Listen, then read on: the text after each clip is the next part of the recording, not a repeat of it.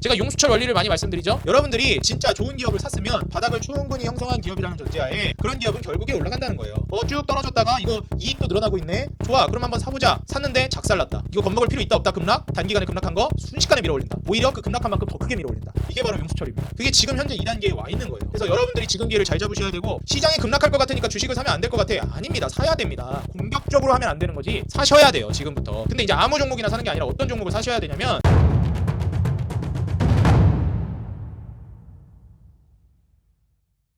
네, 반갑습니다. 주식장인 유튜브 구독자 여러분들, 주식장인입니다. 자, 오늘 영상을 통해서는 간밤에 이제 미국에서 고용지표가 발표가 됐습니다. 여기에 관련해서 미국 증시가 어떻게 흘러갈 것이고, 그로 인해서 한국 증시에 미치는 영향, 더 나아가서 우리의 투자 방향성, 우리가 어떤 섹터와 종목을 주목해야 되는지까지 오늘 이어서 영상 진행해 보도록 하겠습니다. 네, 여러분들 본격적으로 시청하시기에 앞서서 좋아요와 응원 댓글, 영상을 제작하는 데 큰 힘이 되고 있습니다. 꼭 한 번씩 눌러주시고 달아주시면 감사하겠고요. 구독과 알람 버튼 눌러주시면 여러분들께 돈 되는 종목 정말 철저한 브리핑을 통해서 여러분들께 제공하도록 하겠습니다. 구독과 알람 버튼 누르시고 지속적으로 브리핑 받아보시기 바라겠습니다. 자, 그럼 본격적으로 같이 지표 보면서 설명을 드리겠습니다. 자, 일단 간밤에 미국의 고용지표가 발표된 게 있는데요. 바로 미국 신규 실업수당 청구 건수가 발표가 됐습니다.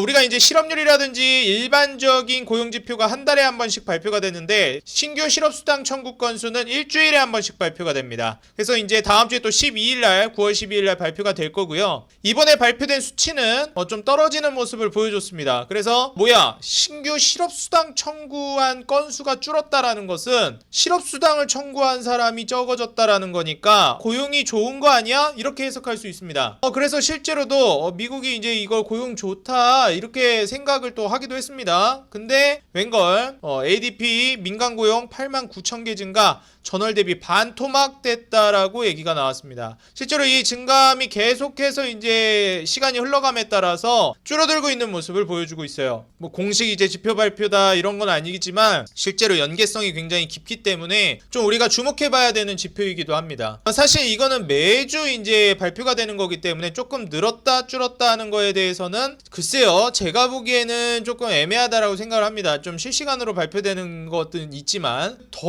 훨씬 중요한 게 뭐냐면 바로 실업률이에요. 그리고 고용의 질이 어떠하나인데, 지금 미국 같은 경우에는 금리도 굉장히 많이 올라갔기 때문에 금리를 갚거나 혹은 뭐 세금을 내거나 하면서 가처분 소득이 굉장히 좀 떨어지는 모습을 보여주고 있는 게 미국의 현재 상황입니다. 그런 과정에서 실업률이 직전까지만 해도 계속해서 올라가고 있었어요. 이제 곧 있으면 오늘 밤에 이제 9월 6일자로 미국에서 실업률 발표가 있습니다. 여기서 만약에 늘어난다, 그럼 이제 제가 봤을 때는 시장이 크게 조정을 받지 않을까 좀 예상이 되고요. 지금 현재 이 실업률이 올라가고 있는 상황을 보면은 결국 이제 미국의 소비가 꺾일 가능성이 있다라는 것이고, 종합적으로 봤을 때 경기가 그다지 안 좋아질 가능성이 있습니다. 물론 이제 신규 실업수당 청구 건수는 소폭 이제 떨어지는 모습을 보여주긴 했지만, 전반적인 지표들을 좀 고려해 봤을 때는 경기가 침체되어 가고 있다라는 것은 부정할 수 없는 사실이라고 여러분들도 인정하실 거예요. 사실 미국은 워낙에 강하기 때문에 잘 버틴다라고 생각하실 수도 있지만 그렇지 않습니다. 이제 미국조차도 조금씩 침체의 길로 접어들고 있는 단계다라고 여러분들이 보시면 될 것 같고요. 이 지표만 보더라도 최근 추이 대비해서 실업률이 본격적으로 올라가고 있는 것을 우리가 살펴볼 수가 있죠. 여기서 만약에 더 올라가게 되면 이제 5%를 넘보게 될 텐데, 과연 그 수준까지 미국이 두고 볼 것인가? 그렇기 때문에 금리 인하를 계속해서 연준에서 시사하고 있는 거겠죠. 지금 현재 미국 같은 경우에는 물가도 굉장히 낮아지고 있는 추이입니다. 한국 같은 경우에는 더 낮아졌지만 미국이 원래 2%대 물가를 목표로 가겠다라고 했는데 3%대에서 정말 오랜 시간 동안 계속 뻐겼거든요. 그러다가 이제 드디어 2%대로 떨어졌고, 솔직히 PPI 같은 경우에는 애진작에 2% 아래로 떨어졌었습니다. 0.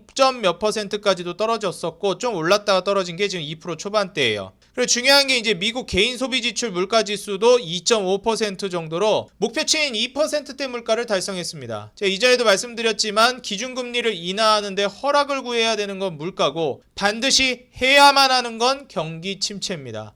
그래서 지금 이미 물가는 허락을 해준 상태다. 근데 이렇게 여러분들이 생각하시는 분들도 있을 거예요. 지금이야 물가가 2%대를 달성했지만 지금 개인 소비 지출 기준으로 봤을 때는 2% 중반이지만 이게 직접적이라고 보시면 돼요. 좀 더. 근데 이제 CPI를 봤을 때는 2.9% 아니냐? 야, 2.9%면 솔직히 3%지 이걸 어떻게 2%대라고 볼 수 있냐? 2.5%면 모르겠는데 이렇게 생각하실 수도 있습니다. CPI를 이제 걸고 넘어지면서. 근데 이제 중요한 게 저 CPI조차도 앞으로 떨어질 가능성이 매우 높다라는 거예요. 일반적으로 이제 발표되는 거는 전월에 이제 어떻게 진행이 됐다 이거를 이제 기준으로 발표를 하는 거거든요. 그렇기 때문에 물가가 발표되는 날은 지난달 거라는 거예요. 근데 실시간으로 물가에 영향을 미치는 것들은 이런 것들입니다. 인플레이션이 올라갈 가능성이 있다, 떨어질 가능성이 있다. 예상 인플레이션입니다. 인플레이션 기대 심리는. 이건 이미 2.8%까지 떨어졌고요. 이게 만약에 9월 말에 발표되면 어떻게 될까요? 제가 봤을 때 2% 중반대까지 떨어질 걸로 예상됩니다. 네가 뭔데 그 2% 중반대까지 떨어질 걸로 예상을 하고 있냐? 그 근거는 물가에 지대한 영향을 미치는 요인이 몇 가지가 있는데 그 중에 가장 중요한 게 바로 원자재입니다. 근데 지금 최근 유가가 굉장히 많이 떨어지고 있어요. 이 유가가 떨어지는 이유 역시도 굉장히 중요한데 보시면 아시겠지만 120불 최고치를 찍었을 때 이 년도 한창 돈 풀기 하면서 화랑을 기록할 때 120불 넘어서는 모습까지도 보여줬어요. 그러면서 쭉 빠졌다가 지금 확 꺾이면서 전저점 이탈하려고 하는 모습을 보여주고 있다. 이렇게 보시면 될 것 같습니다. 일반적으로 우리가 어떤 가격이 떨어질 때는 수요 공급 법칙에 의해서 수요가 줄었거나 공급이 너무 많아졌거나입니다. 근데 여러분들 아셔야 될 게 지금 경기 침체죠. 글로벌 경기 침체입니다. 이거를 뭐 모르는 분은 없을 거예요. 근데 중요한 거는 경기가 침체면은 수요가 올라갈 수가 없습니다. 그러니까 사실상 이 가격이 떨어진 이유는 수요가 떨어졌다라는 이유예요. 뭐가 늘었기 때문이 아니라 공급이 늘었기 때문이 아니라.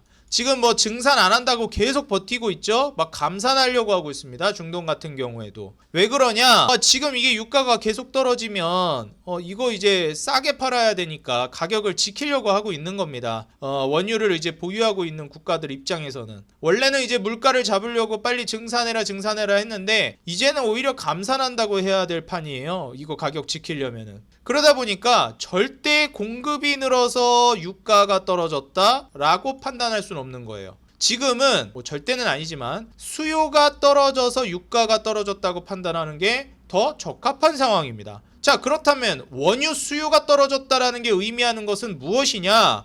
원유 수요가 떨어졌다라는 것은 바로 경기가 침체하고 있다라는 뜻입니다. 원유가 필요하다라는 것은 국가에서 이제 개발을 하고 공장을 돌리고 생산을 하고 뭐 사무실 임대하고 뭔가 사회활동이라든지 경제활동이 적극적으로 벌어질 때 원유 수요가 올라갑니다. 뭔가를 추가적으로 계속 생산해낼 때. 근데 이런 게 다 셧다운되고 있다는 거예요. 야, 생산하지만 어차피 팔리지도 않는 거, 소비도 아무도 안 하고 경기가 확 가라앉아서 죽어버리는 겁니다. 이게 바로 경기 침체예요. 그러다 보니까 원유 수요도 예전만 못합니다. 자동차도 안 사고 공장도 안 돌리고 전기세도 아끼고 원유가 필요한 데가 없는 겁니다. 경제활동이 죽어버리니까. 그럼 이게 의미하는 거는 물가가 경기 침체로 인해서 물가가 잡혔고 물가가 잡혔다라는 것은 결국 경기 침체를 지금 시사하고 있는 거구나. 그렇기 때문에 시장이 굉장히 불안할 수 있겠다. 이렇게 이제 우리들이 인지를 해야 됩니다. 자, 여기서 우리가 이제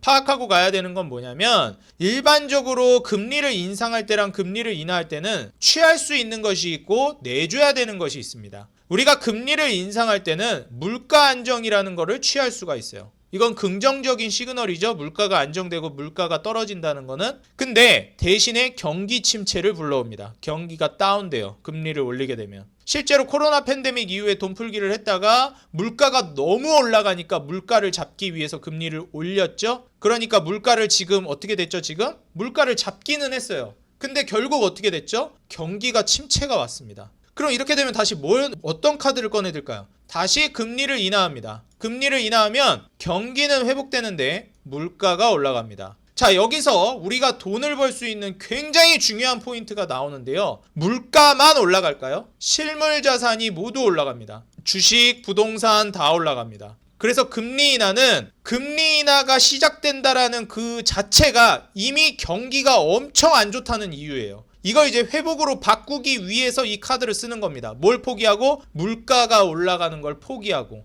주식, 부동산, 물가, 장바구니 물가, 식당 물가 다 올라가는 거를 감안하고서라도 경기를 살려야 된다는 거예요. 그만큼 경기가 안 좋다는 겁니다. 그러면 바꿔 말하면 그 정도로 경기가 안 좋아지기 전에는 금리 인하를 안 한다는 거예요. 그리고 이걸 또 다르게 해석을 해보자면 금리 인하를 시작했다라는 것은 경기가 이제 미국조차도 버티지 못할 정도로 엄청 안 좋다는 겁니다. 이런 경우에 무슨 일이 발생하냐면 금리 인하가 실제로 시작될 때 증시는 대세 상승을 보여주는데 아이러니하게도 중간에 엄청 큰 급락이 나옵니다. 우리가 흔히 창조적 파괴라고 불러요. 한번 과하게 부러져야 또 크게 올라간다는 뜻입니다. 그래서 이렇게 한번 크게 증시가 급락하는 거, 경기 침체를 명분으로 증시가 크게 급락하는 것을 우리가 이제 경착륙이라고 그래요. 떨어지긴 떨어지는데 너무 심하게 떨어졌다라는 겁니다. 급락하면서 떨어졌다는 겁니다. 근데 정부는 이걸 좋아하지 않아요. 최대한 이걸 조절하면서 연착륙을 하고 싶어 합니다. 소프트 랜딩. 차분히 내려왔다가 좀 길게 가더라도 차분히 올라가길 원해요.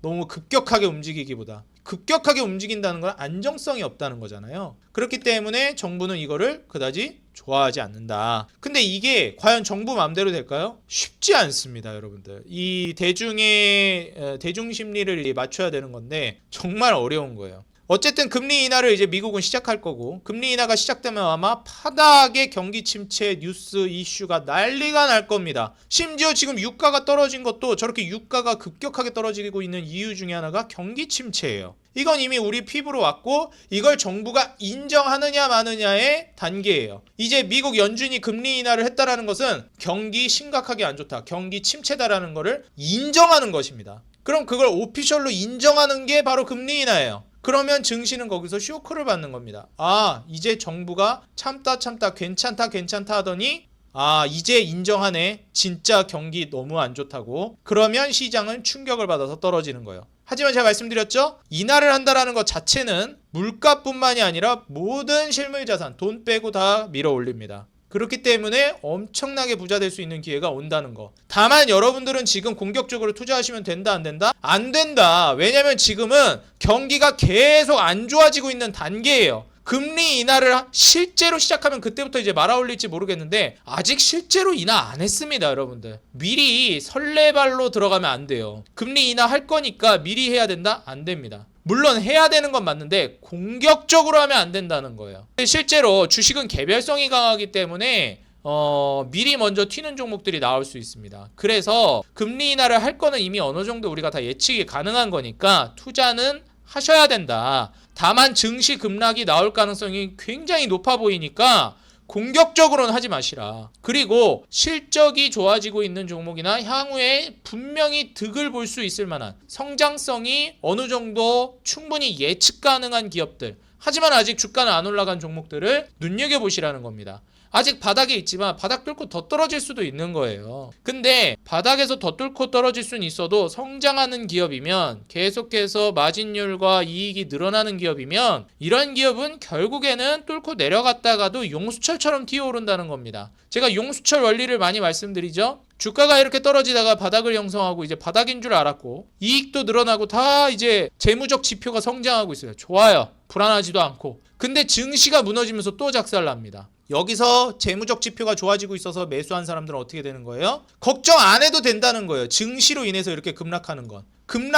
여기서 매수한 사람은 재무가 개선되고 있는데 여기서 매수한 사람들은 급락이 떨어져도 보다 누른 만큼 더 크게 튀어오른다. 마치 어떻게? 용수철처럼. 우리가 코로나 팬데믹 때 경험했던 것처럼. 어떻습니까? 여러분들이 진짜 좋은 기업을 샀으면 바닥을 충분히 형성한 기업이라는 전제하에 그런 기업은 결국에 올라간다는 거예요. 쭉 떨어졌다가 이거 이익도 늘어나고 있네. 좋아, 그럼 한번 사보자. 샀는데 작살났다. 이거 겁먹을 필요 있다 없다? 급락? 단기간에 급락한 거 순식간에 밀어올린다. 오히려 그 급락한 만큼 더 크게 밀어올린다. 이게 바로 용수철입니다. 그게 지금 현재 2단계에 와 있는 거예요. 그래서 여러분들이 지금 기회를 잘 잡으셔야 되고, 시장이 급락할 것 같으니까 주식을 사면 안 될 것 같아.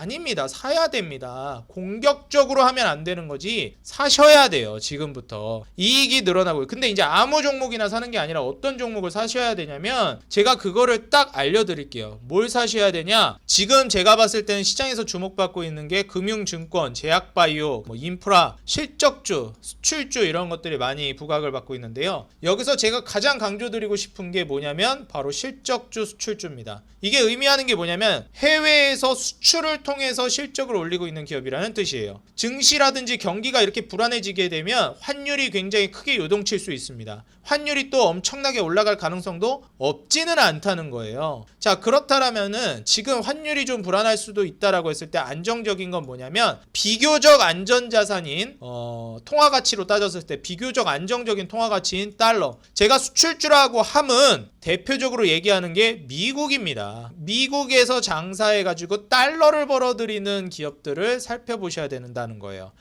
실적이 늘어났는데, 실적이 늘어난 이면을 파헤쳐 봤더니 미국 수출이 잘 나가서 실적이 늘어나는 기업이라는 거예요. 그런 기업이라면은 주가가 지금 현재 바닥에 있다라는 전제하에 급락하는 거를 두려워하지 말고 사셔라. 다만 공격적으로 사지 마라. 나중에 급락하면 공격적으로 베팅할 만한 정도는 남겨두시라, 이거예요. 왜냐면 이렇게 불안한 상황 속에서 미국에서 달러를 통해서 수출을 통해 실적을 끌어올리고 있는 기업들은 불안한 와중에 그냥 급등을 해버릴 가능성도 있습니다. 그래서 사놓기는 해야 된다는 거예요, 이런 기업들을 지금. 왜냐면 기간상으로 따졌을 때 거의 다 왔기 때문에 그렇습니다. 폭등장이. 이해가 되시죠? 왜 폭등장이 오는지. 경기가 지금 한계치에 왔기 때문입니다. 경기가 한계치가 왔다라는 걸 뭘 기준으로 알 수 있다고요? 미국이 금리를 인하한다고 했습니다. 경기가 한계치에 왔다라는 것을 우리가 명확하게 확인할 수 있는 지표예요. 그러면 이제 경기가 한계치에 왔으면, 경기가 한계치에 왔음에도 불구하고 실적을 잘 내는 기업은 더 대박인 기업이에요. 시장이 좋고 다 나라 경기가 좋고 다 잘 먹고 잘 살 때 그때 돈 잘 버는 게 자랑이에요? 아니에요. 다 못 먹고 힘들고 불경기고 불황이고 이럴 때 오히려 매출을 올리는 기업들이 진짜 대단한 기업들입니다. 그런 기업들을 보셔야 된다는 거예요. 제가 그런 기업들 그래서 어떻게 해드리고 있죠? 지금 유튜브를 통해서 여러분들께 이렇게 실적이 늘고 있는 기업, 그리고 마진 구조가 많이 남는 기업들을 계속해서 소개해드리고 있다라는 거예요. 이해가 되시죠? 그럼 이런 기업들이 여러분들이 결국에는 돈을 벌 수 있는, 지금 아마 공포에 질려서 지금도 대한민국 시장 엄청나게 떨어지고 있습니다. 이때 개인 투자자들 살 수 있을까요? 살 수 있을까요? 못 산다는 거예요. 그럼 우리는 이걸 뭘 믿고 사는 거냐? 실적을 믿고 사는 거예요. 실적 성장성을 믿고 사는 거고. 지금 화면에 떠 있어서 제가 지금 잠깐 잡아드리겠는데, SK바이오팜도 제가 이제 한번 소개를 해드린 기업입니다. 지금 SK바이오팜 월봉상으로 고점 대비해서 작살이 난 상황인데, 이렇게 돼가지고 지금 바닥권에서 어떻게 되고 있죠? 한 2년 정도 횡보했어요. 그리고 나서 어떻게 됐죠? 빼꼼 고개를 든 상황이라는 겁니다. 이러다가 증시가 작살나면 어떻게 될까요? 같이 작살날 수도 있어요. 막 5만원 아래로 깨질 수도 있어. 근데 그러면 두려워해야 된다? 용기를 내야 된다? 용기를 내야 된다. 뭐가 변하지 않는 한? SK바이오팜의 이 실적이 변하지 않는 한. 작년까지 적자를 보고 있던 기업인데 올해 5천억, 내년 6천억, 내후년 8천억. 영업이익 800억 흑자 전환, 1,800억, 3,000억, 700억, 1,500억, 2,800억. 근데 제가 말씀드렸죠? 매출, 영업이익, 순이익만 증가하면 되는 게 아니라 모두 같이 증가해야 된다. 마진율도 같이 올라가야 된다. 이익을 많이 남기는 구조로 가야 된다. 마이너스였다가 이익률, 순이익률이 15%, 14%, 27%, 23%, 37%, 33%. 이 이유가 뭐다? SK바이오팜은 이렇게 된 이유가 뭐라고요? 왜 이렇게 마진도 높아지고 매출도 늘어나고 영업이익도 늘어나고 순이익도 늘어나고 왜 이렇게 성장을 하고 있냐고요? 이 기업은 왜 이렇게 고속 성장하냐고요? 미국에서 수출로 잘 나가고 있기 때문에 그렇습니다. 엑스코프리 말씀드렸잖아요. 뇌전증 치료제 미국에서 지금 진출을 해가지고 잘 나가고 있다라는 거예요. 그렇기 때문에 SK바이오팜 불안할 때 미국 수출을 기반으로 해서 실적을 달러로서 벌어들이고 있는 기업, 고환율 시대에 달러를 벌어서 미국에서 장사해서 외화벌이를 잘해오고 있는 기업, 이런 기업들이 탄탄하게 성장할 수 있는 기업들이라는 거예요. 물론 지금 현재 여러분들이 실적 컨센서스대로 안 나올 수도 있습니다. 조금 어떨 때는 예상치보다 안 나올 수도 있고 어떨 땐 잘 나올 수도 있어요. 근데 예상치보다 잘 나오고 못 나오고 이런 거에 따라서 겁을 먹는 분들이 있는데 그거는 어디에서나 해당되는 거냐면 주가가 이만큼 올라갔을 때 해당되는 거예요. 근데 주가가 이렇게 올라가지도 않았는데 예상치보다 조금 덜 나왔다? 크게만 변동이 있지 않는 이상 대세의 지장이 없는 한 이런 애들은 올라간다는 거예요. 내후년에 이렇게 성장하는 방향성으로 간다? 여기서 이게 1,400억 나올 줄 알았더니 1,500억 나올 줄 알았더니 뭐 1,300억 나왔어. 아니 진짜 많이 해가지고 1,000억밖에 안 나왔어. 여기도 2,800억 나올 줄 알았더니 뭐 한 2,000억밖에 안 나왔어. 그래도 700억에서 1,000억, 2,000억으로 느는 거예요. 그런데도 불구하고 주가가 아직 요 바닥에 있는 상황이라고 쳐봅시다. 그러면 이런 기업이 안 간다? 말이 안 돼요. 그러니까 어닝 쇼크가 터졌다라는 건 이렇게 주가가 올라갔을 때나 어닝 쇼크인 거예요. 이해가 되시죠, 여러분들? 제가 부끄러운 거 이제 말씀드리자면 얼마 전에 제가 이제 소액으로 해서 단타 개념으로 이제 들어간 종목이 있는데 바로 손절 치고 나온 종목이 있는데 그게 뭐냐면은 LS 일렉트릭입니다. LS 일렉트릭을 제가 이거 실적도 잘 나오고 한 번 더 칠 것 같은데 돌파도 나올 것 같은데 해서 이쯤인가 진입을 했어요. 소액으로. 근데 급등했다가 바로 작살났습니다. 왜 작살났냐? 실적이 못 나온 것도 아니에요. 나름 괜찮게 나왔어요. 근데 왜 작살났습니까? 예상보다 안 나왔다고 이렇게 된 거예요. 그럼 어떻게 돼요? 얘는 이만큼이나 올라갔으니까 그런 부담이 생기는 거예요. 진짜 말 그대로 주가가 많이 갔으니까. 지금 여기서만 이만큼이지 여기서부터라고 하면 이만큼입니다. 이런 종목이니까 이렇게 되는 거예요. 이해가 되시죠, 여러분들? 그런 어닝 실적이 예상치보다 못 나왔다라는 거는 대세의 지장이 가지 않을 정도로 진짜 너무 심하지 않을 정도라면은 그 방향성으로 계속 증가한다라는 그 기조가 유지되면 조금 덜 나와도 크게 충격받을 게 없어요. 왜? 주가가 아직 안 올라갔으니까. 아직 바닥에 처박혀 있으니까. 그리고 절대적으로 보더라도 제약바이오가 30배라는 거는 나쁘지 않은 수준이니까. 그러니까 이런 것들을 우리가 고려해야 된다는 겁니다. 그러니까 제약바이오라고 해서 마냥 위험한 게 아니라는 거예요, 여러분들. 잘 봐가면서 해야 된다는 겁니다.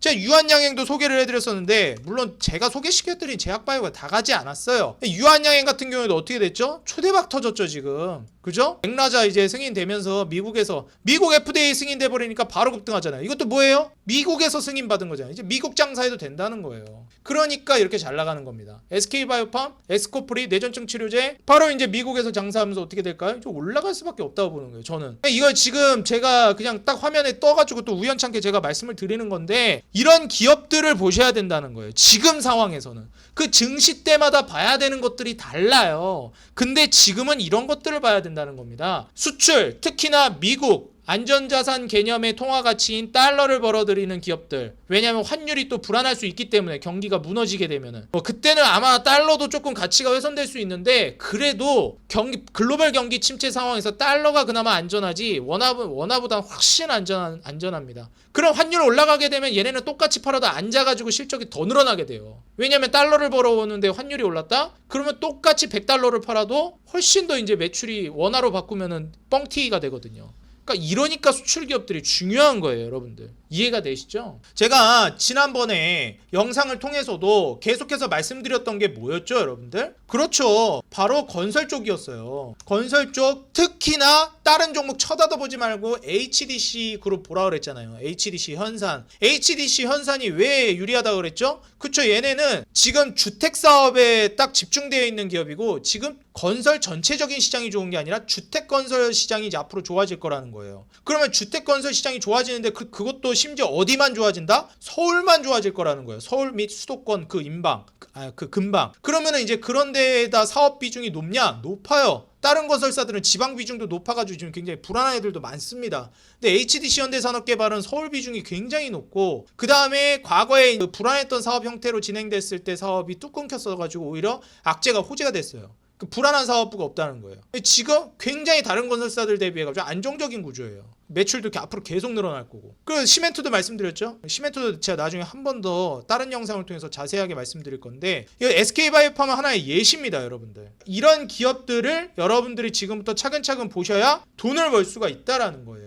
지금 돈 벌 수 있는 기업들 충분히 있습니다. 제가 소개시켜드렸던 종목들 중에서 파마리서치도 있는데 이 종목은 이미 뭐 늦었죠. 보유하고 있는 분들은 진짜 초대박 나고 있을 텐데 제가 이거 언제 소개시켜드렸죠? 8월 2일 날 소개시켜 드렸어요. 8월 2일 날도 이거 높다 생각할 수도 있는 거였는데 이거 근데 고점 돌파 나오면서 얘도 다 이유가 있었죠. 매출이 너무 뻥튀기가 된다. 이 정도면 갈 것 같다. 엄청나게 가죠. 그리고 이제 비만 치료제가 한국에 들어오기 시작할 텐데 아마 비만 치료제가 지금까지 한국에서 뜨긴 했었는데 엄청 초대박급으로 그 시장을 막 쥐고 흔든다, 메인스트림으로 올라왔다 급은 아니었어요. 왜냐면은 한국에 지금 비만 치료제 그다지 뭐 시장이 활성화가 되지 않았습니다. 왜냐면은 위고비가 들어와야 되는데 삭센다만 들어와서는 이게 주사를 너무 많이 맞아야 돼서 효용성이 없거든요. 근데 이제 위고비가 진출한단 말이에요. 10월 달인가 그래요. 올해 연말에 이제 들어오기 때문에 얼마 안 남았어요. 몇 달 안 남았어요. 위고비 들어오면서부터 미국 같은 경우에도 그렇고 위고비부터 본격적으로 비만 치료제가 활성화됐단 말이에요. 시장이 커지고. 우리나라 이제 위고비 들어오게 되면 시장 엄청 커질 겁니다. 근데 중요한 게 우리나라는 그런 거를 직접적으로 비만 치료제 만드는 애들이 딱히 없어요. 그냥 부수적으로 수혜받는 애들이 있는 거지. 그러면은 비만 치료제 말고 다른 거 우리나라가 잘하는 걸 투자하면 되는 거예요. 우리나라가 잘하는 게 뭐예요? 우린 피부 미용, 뷰티 이런 거, 의료, 피부과 이런 거 엄청 잘하잖아요. 한국 성형도 강국이라고 하는데, 그러니까 어떻습니까? 우리나라는 필러, 보톡스 이런 거 되게 잘하는 나라예요. 이거 잘하는 걸 해야지. 근데 이 필러, 보톡스가 비만 치료제랑 뭔 상관이냐? 비만 치료제라는 게 살을 급격하게 빼는 거거든요. 살을 급격하게 빼면 살이 처져요, 여러분들. 비만이셨던 분들, 살 급격하게 빼보신 분들 아실 거예요. 살이 처져요. 실제로 그래가지고 지금 이 비만 치료제 시장이 활성화되면서 미국에서 필러랑 보톡스 시장이 엄청 커졌습니다. 근데 여기에서 필러, 보톡스 쪽으로 해가지고 피부과 시술에 해당되는 게 필러, 보톡스 이런 쪽으로 봤을 때는 톡신 시장이 가장 대표적인데, 휴젤, 메디톡스 대웅제약이 대장이고 그 중에 휴젤이 짱짱맨이다. 미국, 유럽, 아시아 다 진출했다. 글로벌 점유율은 휴젤이 짱이다. 근데 이제 파리서치는 지금 현재 피부 시술로서도 유명하다. 연어생식기 PRDN이었나? PDRN이었나? PDRN. 여기 이제 추출해가지고 PN이랑 PDRN 요 기술 전문 기술로 가져가지고 피부의 이제 재생이라든지 탄력성이라든지 이런 것들을 이제 괜찮게 해주는 겁니다. 지금 관절강 주사 요 콘주란이 대표적으로 또 유명하고, 그리고 여기에서 나아가가지고 화장품까지도 발을 뻗치고 있는 상황이에요. 그러다 보니까 이런 피부 탄력이라든지 필러, 보톡스 이런 시장들이 앞으로 좋아질 수 있겠다라는 겁니다. 파마리서치, 휴젤 이런 애들. 파마리서치가 잘 가고 휴젤은 가다가 지금 떨어지는데 이미 굉장히 많이 올랐죠. 휴젤은 워낙에 대장이라. 지금 조정 나오는데 만에 하나 휴젤은 떨어지면 이제 계속 기회라는 거예요. 얘 매출 계속 늘어나는 구조로 가고 있죠 이미. 이런 것들입니다.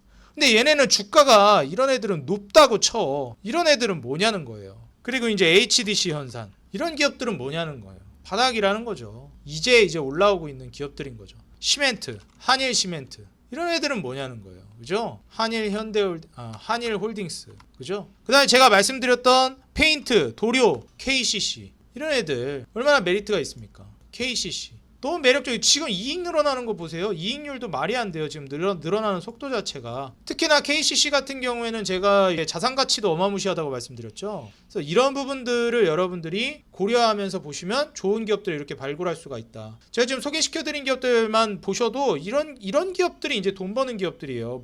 SK바이오팜, 현대산업개발, 한일시멘트, 한일홀딩스, KCC. 또 좀 더 가볼까요? 뭐가 있을까? 만약에 이제 여기서 제약바이오 좀 더 보고 싶다, 혹은 건기식이나 아니면은 의료비티나 이런 쪽으로 좀 의료 쪽으로 가고 싶다라고 하면 SK이노엔도 지금 실적 얼마나 고점 대비해서 작살났죠. 2년 동안 횡보하다 이제 고개 들었죠. 눌림 나오고 있죠. 실적 늘어나죠. 이익률 늘어나죠. 그러니까 하나만 보면 돼요. 매출, 영업이익, 순이익 증가하고 있나, 거기에 따라서 영업이익률이랑 순이익률 늘어나고 있나. 더 좋은 거는 거기에서 저 PER, 저 PBR이면 더 좋겠죠. PBR 1.0 근처거나 15배 근처거나 더 아래거나 낮을수록 좋으니까. 그러면 더 땡큐인 거예요. 이러면 EPS는 당연히 증가할 거고 순이익 늘어나니까. 이런 기업들이 이제 돈 벌 수 있는 기업들이죠.